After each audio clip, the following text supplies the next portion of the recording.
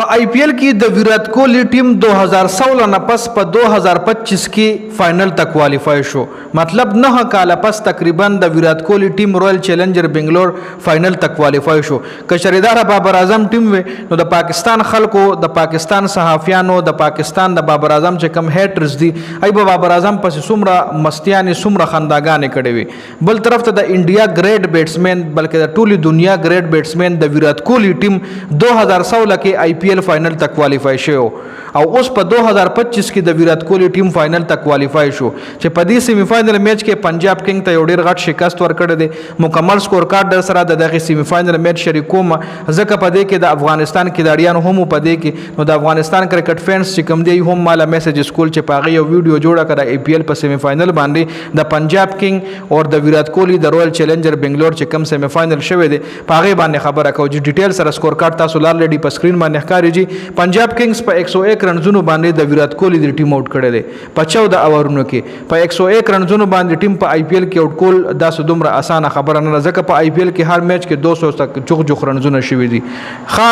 پریانش آریا چې کوم دی په 5 بال اوور رنزونه کړی دی بیټینګ لاین اپ خو بیټینګ لاین اپ دی د په پوینټ ټیبل کې پړومبني پوزیشن باندې راغلی څنګه چې پی ایس ایل کې کوټا ګلیډیټر راغلی نو داسې پنجاب کینګ هم په پوینټ ټیبل کې ډومبني پوزیشن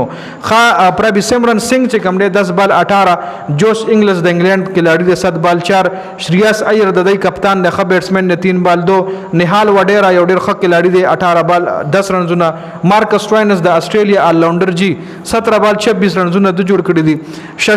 ششنک سنگ 5 بال 3 رنزونه مشیر خان 3 بال 0 عظمت الله عمر دای پکې خ بیټینګ کړي 12 بال 18 رنزونه جوړ کړی دي. هرپریت برار 11 بال 4 او کایل جیمیسن 3 بال 0.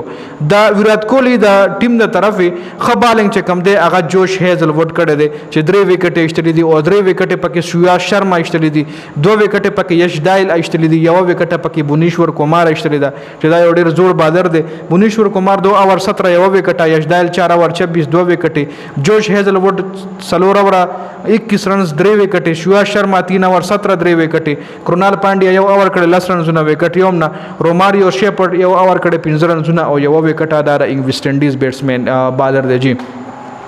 خا آر سی بی ورپسې پلسو اورونو کې دا سکور چې اسکړه د 106 ورپسې کړي او 2 کلان صرف آوټ چې کې یو ویرات کوهلی آوټ او یو مینګ اگروال فل سالټ ور سره ډیر زبردست بیټینګ کړي دی 27 بال 56 رنزونه ویرات کوهلی 12 بال 12 مینګ اگروال 13 بال 19 او رجت پټیدار د کپتان دی. ویرات کوهلی کپتانی هم پرېخه دا رجت پټیدار د نوې کپتان دی 8 بال 15 رنزونه د هم جوړ کړي دي. خا ارشدیپ سنگ 2 اور 20 رنزونه ور کړي دي.